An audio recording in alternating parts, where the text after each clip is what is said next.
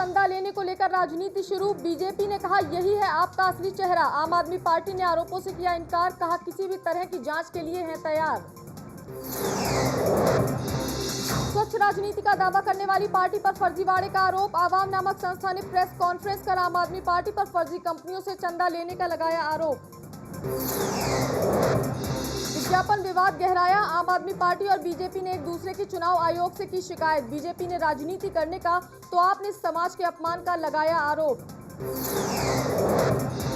अरविंद केजरीवाल को जोर का झटका। धीरे से दिल्ली हाईकोर्ट ने किरण वालिया की याचिका पर दिया नोटिस। वालिया ने नामांकन में गलत पता देने का लगाया था आरोप। बीएसपी नेता साध्वी प्राची के बयान से बीजेपी ने किया किनारा। यूपी बीजेपी प्रदेश अध्यक्ष लक्ष्मीकांत वाजपेयी ने कहा प्राची को नहीं देना चाहिए ऐसा बयान। अब कश्मीर सहित देश के पहाड़ी इलाकों में भारी बर्फबारी से जम्मू श्रीनगर हाईवे हुआ बंद।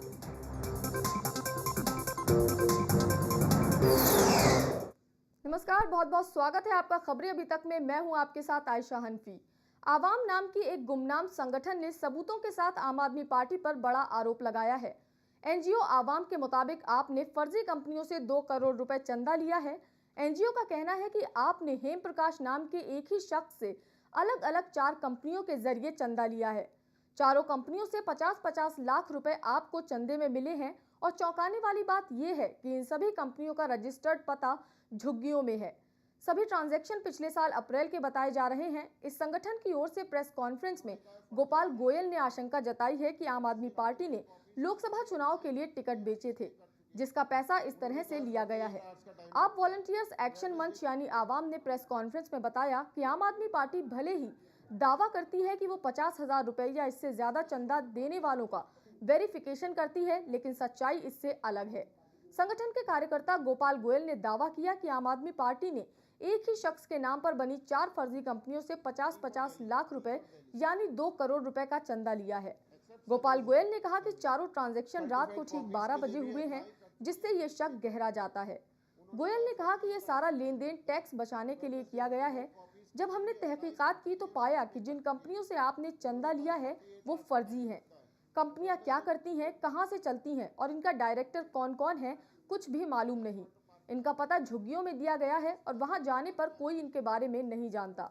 आवाम के मुताबिक कंपनियों का पता गोकुलपुरी, पालम कॉलोनी, रामलीला पार्क और करावल नगर दिया गया है, लेकिन वहां पर ये कंपनियां हैं ही नहीं।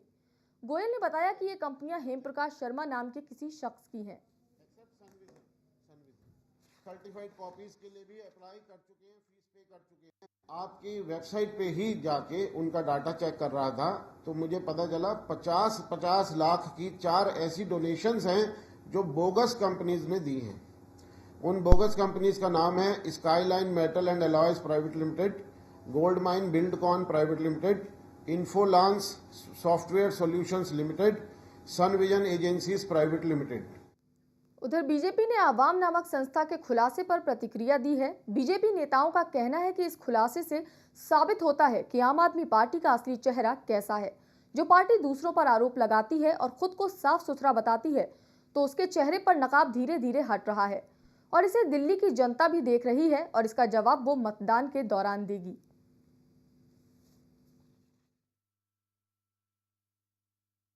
पूरे दुनिया को खराब बताने वाली आम आदमी पार्टी इस हद तक गिर गई है कि उनके जो भी इलेक्शन में लगाए गए पैसा जो है वो सारा एक काला धन का प्रयोग कर रहे हैं। ऐसे कई कंपनियां जिनकी कोई एक्टिविटी नहीं है उनसे इन्होंने 50-50 लाख रुपया फंडिंग लेकर के अपने काम को चला रहे हैं। ये सारी कंपनियां फर्जी है और इन कंपनियों के पास कोई एक्टिविटी है, न कोई बिजनेस है। वो सिर्फ एक अपनी काला धन को ब्लैक से वाइट करने के लिए आम आदमी पार्टी इतनी कंपनियों को जला रही है। ऐसे 31 कंपनियां, इन्वेस्टमेंट कंपनीज का जिगर उनके वेबसाइट पर खुद डाला गया है। कंपनियों के पास कोई एक्टिविटी नहीं है। जिनके पास कोई एक्टिविटी नहीं है वो 50-50 लाख रुपया डोनेशन आपको कैसा दे सकता है। आम आदमी पार्टी आज अपने ही ट्रैप में गिर गई है। आज हिंदुस्तान देख रहा है कि आम आदमी party is a black party. जो सफेदी की कहानी वो देश को सुनाती थी, आज किस प्रकार से वो काला पार्टी बन के काले धन को सफेद धन बनाने की कोशिश कर रही थी, हिंदुस्तान ने देखा है। 31 कंपनियों का एड्रेस तो आम आदमी पार्टी के वेबसाइट में ही है। तो स्वाभाविक रूप से ये जो एड्रेस हैं, कहीं स्लम में है, कहीं मंदिर में डायरेक्टर्स रह रहे हैं। 25 करोड़ का कम से कम प्रॉफिट इन पार्टियों का होना, इन कंपनियों का होना चाहिए, ताकि वो 5% अर्थात 50 लाख रुपए डोनेशन दे सके। आज आम आदमी पार्टी का कच्चा चिट्ठा जनता के सामने खुल गया है। कोई भी आम आदमी पार्टी की वेबसाइट पे जा सकता है और देख सकता है किस प्रकार उन्हीं की द्वारा बनाई गई कंपनियों का इस्तेमाल करते हुए आम आदमी पार्टी काले धन को सफेद धन में बदल रही है। स्पष्ट क्या हो रहा है कि ये काला धन कैश में हाथ में लेते हैं, अपनी कंपनियों के माध्यम से इसका चेक बनाते हैं। फिर आम आदमी पार्टी कहती है कि 9,99,999 रुपए, 10 लाख से कम। केजरीवाल जी का शायद एक बयान था कि वो हमारी पॉलिटिकल अफेयर्स कमेटी पहले उसको तय करती है। तो इससे स्पष्ट होता है कि पॉलिटिकल अफेयर्स कमेटी भी आम आदमी पार्टी की इस काले धन के पूरे बिजनेस को समझती थी और काले धन को सफेद करने के लिए ये 31 कंपनियां काम कर रही हैं। इसके अतिरिक्त ये भी है कि हमें जानकारी मिल रही है कि विदेशी लोग भारतीय मूल लोगों के माध्यम से इनको बहुत पैसा भेज रहे हैं। तो इससे भी शायद लगता है कि जो ताकत भारत को कहीं ना कहीं हिलाना चाहते हैं वो इनकी मदद करने में लगे हैं। और उन कंपनियों का अस्तित्व और उनके द्वारा किए गए व्यापार का कोई ब्यौरा उपलब्ध नहीं है। तो यह साफ दर्शा रहा है कि उज्ज्वलता का दावा करने वाली राजनीतिक पार्टी के धन के स्रोत का कितना काला चरित्र है, यह दर्शा रहा है। और यह भी संदेह उत्पन्न होता है कि ये बार बार विदेश क्यों जाते थे। वो कंपनियां इनकी वेबसाइट पर हैं। इन्होंने ये कहा था कि 10 लाख रुपए से ऊपर का चंदा पॉलिटिकल अफेयर्स कमेटी के अप्रूवल से होता है। इसका अर्थ यह हुआ कि यह चंदा किसी एक व्यक्ति के द्वारा नहीं आया होगा, ये पूरी की पूरी पार्टी के अप्रूवल के द्वारा आया है। अब प्रश्न यह है कि जिनके नाम वेबसाइट पर हैं उनके पीछे का असली चेहरा कौन है।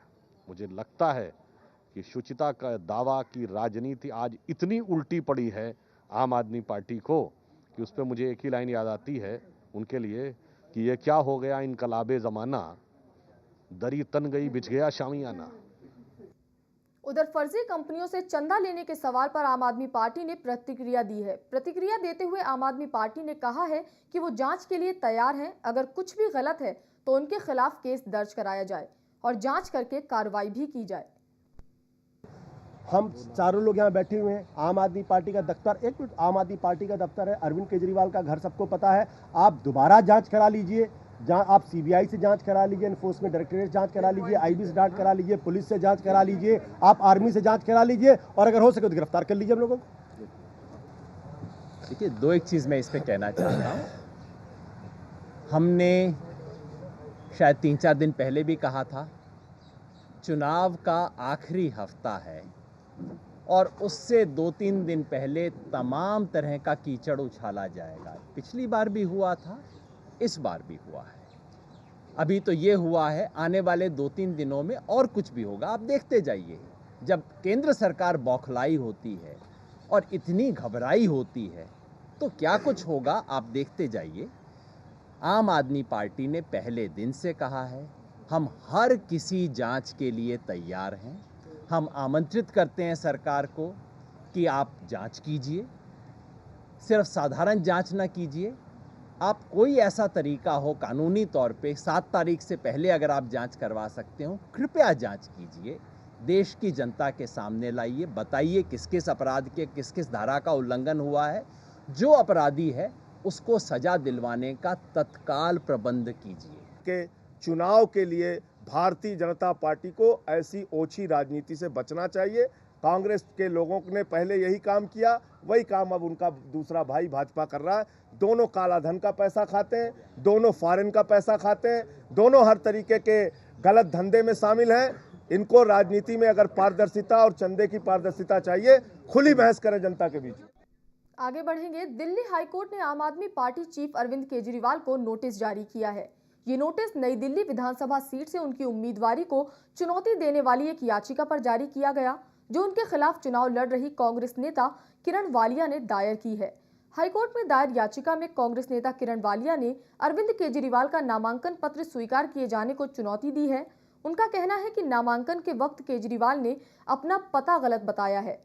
किरण वालिया का कहना है कि अरविंद केजरीवाल उत्तर प्रदेश के गाजियाबाद के रहने वाले हैं, जबकि उन्होंने नामांकन पत्र में खुद को दिल्ली निवासी बताया है।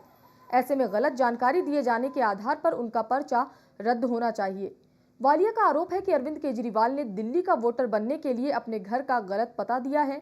उन्होंने कहा कि गलत एफिडेविट देकर केजरीवाल ने चुनाव आयोग को बताया है कि वो बीके दत्त कॉलोनी के स्थायी निवासी हैं, जबकि वो गाजियाबाद में रहते हैं।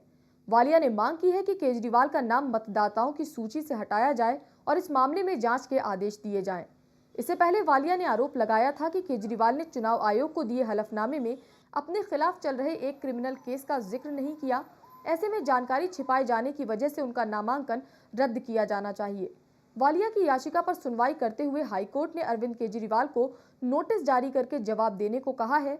हाईकोर्ट ने केजरीवाल, चुनाव आयोग और चुनाव आयुक्त समेत 5 के नाम नोटिस जारी किया है।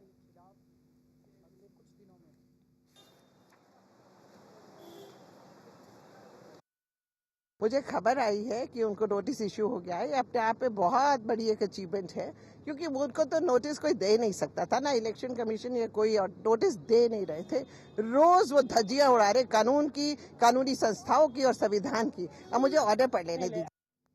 दिल्ली में चुनावी सियासत जोरों पर है और आज एक बार फिर बीजेपी ने आम आदमी पार्टी के संयोजक अरविंद केजरीवाल पर निशाना साधा।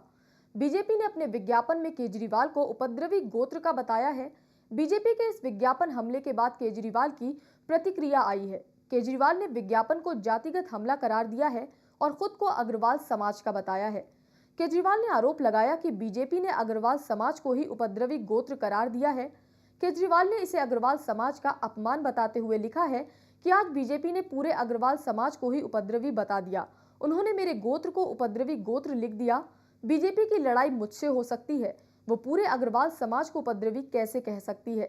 केजरीवाल ने बीजेपी के उपद्रवी वाले विज्ञापन पर कहा है कि बीजेपी ने इससे पहले 2 विज्ञापनों के जरिए मुझ पर और मेरे बच्चों पर हमला बोला, लेकिन मैं चुप रहा। अन्ना जी ने हमें सिखाया है कि अपने निजी अपमान को पी जाना चाहिए, लेकिन इस बार बीजेपी ने पूरे अग्रवाल समाज को उपद्रवी गोत्र का बताकर हद कर दी है। केजरीवाल ने बीजेपी से माफी की मांग करते हुए आगे लिखा है कि बीजेपी अब जातिगत हमले पर उतर आई है। बीजेपी पूरे अग्रवाल समाज से माफी मांगे। हम चुनाव आयोग से भी इसकी शिकायत करेंगे। दिल्ली के लोग ऐसी गाली गलौज को पसंद नहीं करते। वोटिंग वाले दिन लोग इसका जवाब देंगे। बीजेपी ने अपने विज्ञापन में लिखा है कि पहले तो संवैधानिक पद पर होते हुए मुख्यमंत्री महोदय धरने पर जा बैठे, जोश जोश में होश खोकर बोले हैं हम अनार्किस्ट हैं, अराजकता में हमारा विश्वास है। फिर बोले कि हमारी मांगे नहीं मानी तो गणतंत्र दिवस कार्यक्रम में उपद्रव करेंगे। ये खास लोगों का आयोजन है। गणतंत्र दिवस के मौके पर केजरीवाल की मांग पर हमला करते हुए विज्ञापन में बीजेपी ने लिखा है, हे आंदोलनकारी, देश के करोड़ों लोग गणतंत्र दिवस को राष्ट्रीय पर्व के रूप में मनाते हैं, इस पर गर्व करते हैं और आपका उपद्रवी गोत्र इसमें भी व्यवधान डालने को तैयार था। अब देखिए कि इस साल कैसे पलटी खाई। गणतंत्र दिवस पर वीआईपी पास की आस लगाई, पास ना मिला तो अपनी खिन्नत भी ना छुपा सके। और भाई तय कर लो एक बार, आम आदमी हो या वीआईपी, या आम आदमी के वेश में खास आदमी।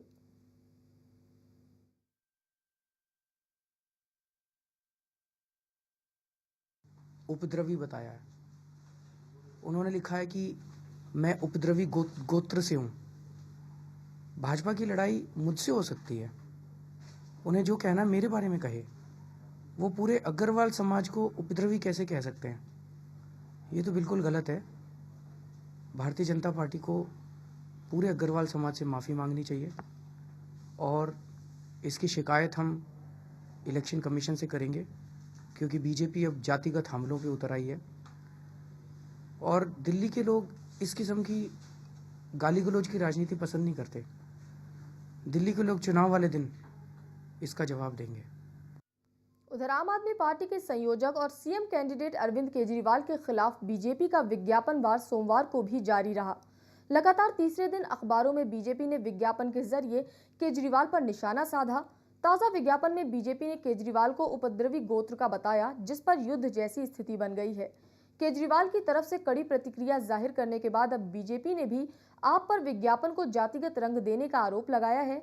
ऊर्जा मंत्री पीयूष गोयल ने प्रेस कॉन्फ्रेंस आयोजित कर मामले में आप पर विज्ञापन को जातिगत रंग देने का आरोप लगाया। गोयल ने कहा कि केजरीवाल और उनकी पार्टी ने राजनीतिक हित साधते हुए विज्ञापन को जातिगत रंग दे दिया है। वो खुद कहते हैं कि वो अराजक हैं और गणतंत्र दिवस समारोह के रंग में भंग डालेंगे। हमने बस सच को सामने रखने का काम किया है। प्रकार से जो अराजकता की बात आम आदमी पार्टी लगातार करती आ रही है, जिस प्रकार से उन्होंने रिपब्लिक डे हमारे गणतंत्र दिवस को मेलाइन किया, जिस तरीके से उसकी इंसल्ट करी, ये कह के कि वो रिपब्लिक डे परेड को भी ऑब्स्ट्रक्शन करेंगे, उसके सामने धरना देंगे। जिस प्रकार से आम आदमी पार्टी के नेता गर्व से कहते हैं कि वो एनार्किस्ट है और एनार्की में बिलीव करते हैं, हमने उस बात के परिप्रेक्ष्य में आज का जो हमारा इश्तिहार था, जिसमें हमने बताया कि जो विचारधारा अराजकता में बिलीव करती है, उपद्रवित विचारधारा है, उसके खिलाफ हमारा आम आदमी पार्टी पे जो टिप्पणी थी, हमारी जो टिप्पणी एक मेटाफोर की तरह, एक यूफेमिज्म की तरह हमने रखी थी, उसको उन्होंने जातिवाद से जोड़ के जो मॉडल कोड ऑफ कंडक्ट का उल्लंघन किया है, उस पे इलेक्शन कमीशन तुरंत उचित और सख्त से सख्त कार्रवाई करे। और इधर बीजेपी और आम आदमी पार्टी का ये विज्ञापन वार चुनाव आयोग तक पहुंच गया है, जहां आम आदमी पार्टी ने बीजेपी पर विज्ञापन में अग्रवाल समाज को अपमानित करने का आरोप लगाते हुए चुनाव आयोग से शिकायत की, तो वहीं बीजेपी ने आम आदमी पार्टी पर विज्ञापन को जातिगत रंग देकर राजनीति करने का आरोप लगाते हुए चुनाव आयोग से शिकायत की है। क्या करने वाले उसके ऊपर अभी तक उन्होंने एक भी शब्द। हमने चुनाव आयोग को यही बताया कि जो भी चुनाव की आचार संहिता है, उन्होंने बिल्कुल उसके अगेंस्ट में जाकर एक पूरा का पूरा क्लॉज यूज किया है, जो कि मैं आपको बताऊं क्लॉज का नंबर उन्होंने 1.1, जिसके अनुसार कहा जाता है कि किसी दल या अभ्यर्थी को ऐसा कोई कार्य नहीं करना चाहिए जो विभिन्न जातियों और धार्मिक या भाषाई समुदायों के बीच विद्यमान मतभेदों को बढ़ाए या घृणा की भावना उत्पन्न करे या तनाव पैदा करे। तो उन्होंने तो इस तरह से कहकर ये कह दिया कि पूरा का पूरा एक समाज का बड़ा अंग उपद्रवी है। अब ये पूरा का पूरा समाज देख रहा है कि वो किस तरह से डिविजिव पॉलिसीज अपना रहे हैं और किस तरह से देश को और धर्म को बांटने की कोशिश कर रहे हैं। और आम आदमी पार्टी जिस तरीके से जातिगत विषयों को मतदाताओं को लुभाने के लिए यूज करती हैं, और अभी जो हमने जो एक एडवर्टाइजमेंट के संदर्भ में उन्होंने रेफरेंस लिया है, हमने केजरीवाल की अवसरवादिता, उनका झूठ, और जिस प्रकार से वो लगातार खुद कहते हैं कि मैं अनार्किस्ट हूं और मैं अराजकता फैलाता हूं, और अराजकता को हमने उनके संदर्भ में लिया है। जातिगत विषय में हमने कोई टिप्पणी नहीं की। इसका वो राजनीति में लाभ उठाना चाहते हैं और उसकी कंप्लेंट हमने की है। चुनाव आयोग अपना निर्णय लेगा, इसके ऊपर पूरी छानबीन विचार करके हमने पूरे तत्व चुनाव आयोग के सामने रखे हैं। उन तत्वों को उन्होंने देखा है, गहराई से समझा है, और उन तत्वों पे उचित कार्रवाई करने के लिए हमने उनसे रिक्वेस्ट की है। फिलहाल रुकेंगे एक छोटे से ब्रेक के लिए, लेकिन ब्रेक के बाद आपको दिखाएंगे देश की कुछ और अहम खबरें।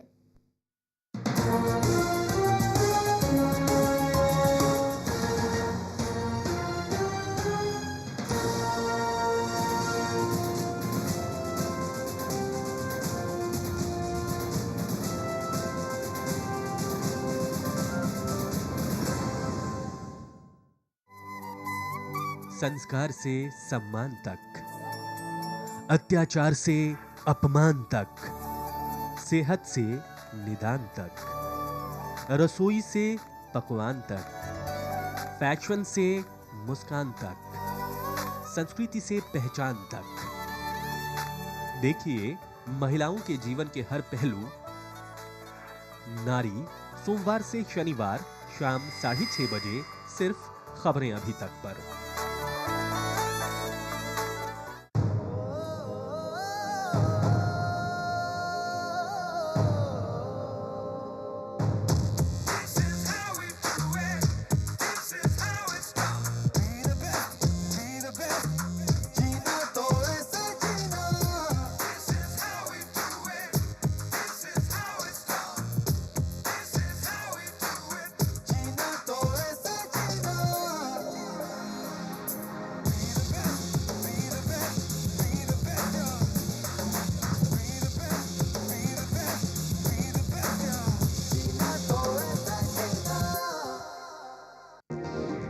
क्या हैं नीतियां सरकार की उन मुद्दों पर जो करते हैं जनता के रोजमर्रा के जीवन को प्रभावित, और उनका है कितना असर, कहां है कमियां। देखिए कार्यक्रम नीतियां सरकार की रोजाना शाम 7:30 बजे।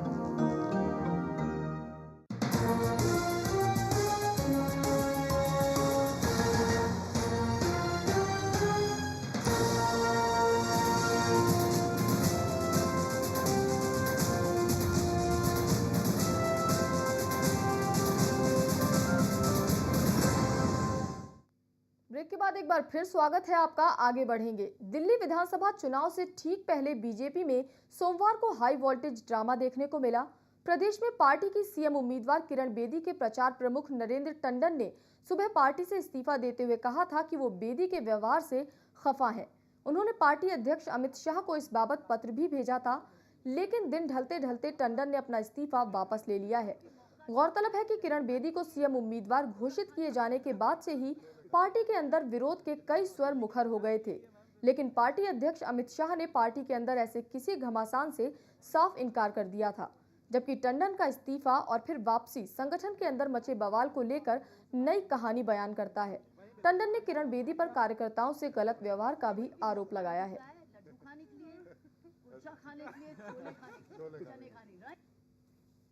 मामला नहीं है, कोई आम आदमी वर्सेस बीजेपी नहीं है, बीजेपी वर्सेस कांग्रेस नहीं है। इसको इतना लंबा तूल देने की जरूरत नहीं है। वो भावावेश में किसी स्टाफ में आपस में एक दूसरे से कहा सुनी होगी, उसको इतना बढ़ा दिया। वो अब उसको गलती का एहसास होगा तो समझ में आ जाए। इससे पहले भी उन्होंने रेजिग्नेशन ना, वही मैं बता रहा हूँ कि थोड़ी सी उनकी टेंडेंसी है, कोई बात नहीं।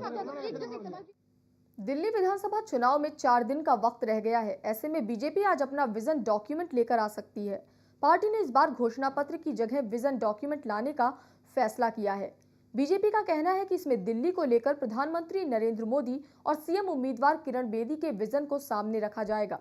माना जा रहा है कि दिल्ली को पूर्ण राज्य का दर्जा दिए जाने के मुद्दे पर बीजेपी नेताओं में एक राय नहीं बन पाई है, जिसकी वजह से घोषणा पत्र नहीं लाया गया। खुद बीजेपी अध्यक्ष अमित शाह ने 2 दिन पहले कहा था कि दिल्ली को पूर्ण राज्य का मुद्दा संवेदनशील है। उन्होंने इस मौके पर एक उचित चर्चा का आह्वान करते हुए कहा था कि इस मुद्दे को चुनावी मुद्दा नहीं बनाया जाना चाहिए। वहीं बीजेपी की सीएम उम्मीदवार किरण बेदी का कहना है कि बीजेपी के विजन डॉक्यूमेंट में हर वर्ग का ख्याल रखा जाएगा और दिल्ली को वर्ल्ड क्लास सिटी बनाने का प्लान बताया जाएगा। दिल्ली की पहचान भी यही है मैम। फिर जबरदस्त टीम वर्क होगा। आपको एक ऐसी विजन मिलेगी जिसके ऊपर हम पूर्ण उतरेंगे। ऐसी विजन मिलेगी जो हर दिल्ली के नागरिक के लिए भले की होगी। महिला सुरक्षा की बात करें, इसको कहते हैं सबकी दिल्ली। करें, आपने दोनों के लिए अपने विजन्स दिए, उसमें क्या एड ऑन होने की उम्मीद है या एज इट इज आएगा? आई सेड आपको ऐसी विजन मिलने वाली है जो पूर्ण होगी, जो हर दिल्ली वासी के लिए होगी, हर दिल्ली वासी के लिए, चाहे वो कहीं जिले में रहता हो, अमीर घर में रहता हो या गरीब घर में रहता हो, वंचित हो या उसके पास सब कुछ हो। ये ऐसा विजन डॉक्यूमेंट है जो दिल्ली को 2050 के लिए तैयार करेगी। ये विजन है, this is a vision for Delhi 2050, a vision for Delhi to become a world class city. ये है हमारे प्रधानमंत्री जी की विजन और उस भाग्य के साथ आप जुड़ रहे हैं। आपने देखा। आगे बढ़ेंगे। बीजेपी और उससे जुड़े संगठनों के नेताओं का हिंदू महिलाओं को ज्यादा बच्चे पैदा करने की सलाह देने का सिलसिला रुक नहीं रहा है। बीजेपी नेता साध्वी प्राची ने कहा है कि उन्होंने 4 बच्चे पैदा करने को कहा था, 35-40 पिल्ले पैदा करने के लिए नहीं। प्राची ने रविवार को विश्व हिंदू परिषद के सम्मेलन में ये बात कही। प्राची ने किसी समुदाय विशेष का नाम लिए बिना कहा कि ये लोग जो 35 से 40 पिल्ले पैदा करते हैं फिर लव जिहाद फैलाते हैं, उन पर कोई बात नहीं करता। लेकिन मेरे बयान के बाद इतना बवाल मच गया कि लोगों ने मुझसे कहा कि ज्यादा बच्चे पैदा करने से विकास रुक जाएगा, पर मैं अपने बयान पर कायम रही। प्राची ने मंच से ऐलान करते हुए कहा कि अगर किसी के पास 5 से 10 बच्चे हैं तो वो मेरे पास आए, मैं उन्हें सम्मानित करूंगी। प्राची के पिछले बयान की एसपी नेता शिवपाल सिंह यादव ने कड़ी निंदा की थी। प्राची ने मंच से शिवपाल सिंह यादव को पागल बताते हुए कहा कि शिवपाल को पागल खाने भेज देना चाहिए। प्राची ने कहा कि मैं आजम खां और तौफीक रजा को घर वापसी के लिए निमंत्रण देती हूं, इनके लिए हिंदुओं के दरवाजे खुले हैं। मन से प्राची की बदजुबानी यही नहीं रुकी। प्राची ने कहा कि अगर आज गांधी होते तो मैं पूछती कि थप्पड़ खाने के लिए तीसरा गाल कहां से लाएं। अगर आपको कोई आंख दिखाए तो उनकी आंख निकाल कर दिखा दो।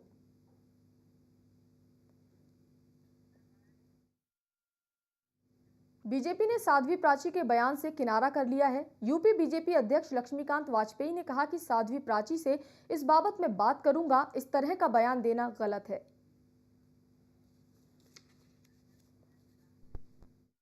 साध्वी प्राची के विवादित बयान पर मुस्लिम धर्मगुरुओं ने भी प्रतिक्रिया दी है। मुस्लिम धर्मगुरुओं का कहना है कि पीएम मोदी को ऐसे बयान देने वालों को रोकना चाहिए। ऐसे बयानों से देश का माहौल बिगड़ता है।